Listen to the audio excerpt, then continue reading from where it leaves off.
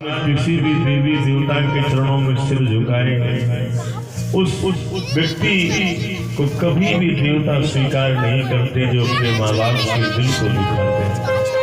प्यारे बच्चों, संसार की यह रीति है, माँ बाप अपने सुखों की तिलांजलि देकर के बेटे को पढ़ाते हैं, लिखाते हैं, योग बनाते हैं, और वही बेटे जब पैर उनके पंख जम जाते हैं तो उन माँ बाप को वहीं उसी हालत में छोड़ करके उड़ जाते हैं। हाँ, सारी जिंदगी माँ बाप अभी भी गांव में पड़े हैं, लेकिन फिर भी हम कभी भी उनके एहसान को चुका नहीं सकते। तो कभी उनके दिल को तो न दुखाएं। माँ बाप के चरणों में तीर्थ का वास होता है। अपहाय गृहे यो वै पितरो तीर्थ माँ ब्रजे।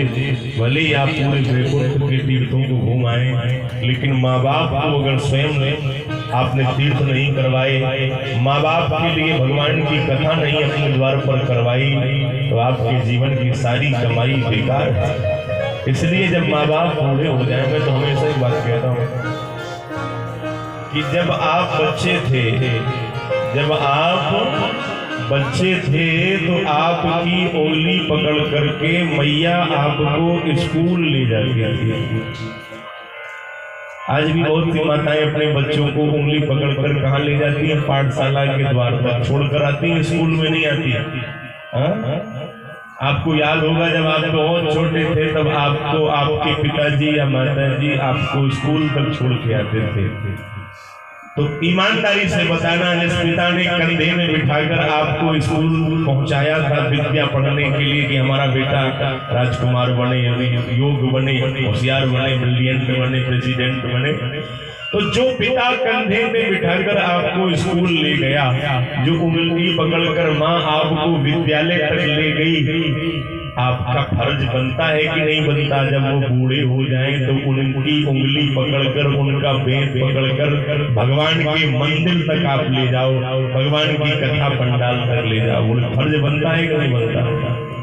हमारा कर्तव्य हमको ये ज्ञात होना चाहिए। इस चकाचौंध की दुनिया में हम इतना ना खो जाएं कि हम अपने माँ बाप को भूल जाएं।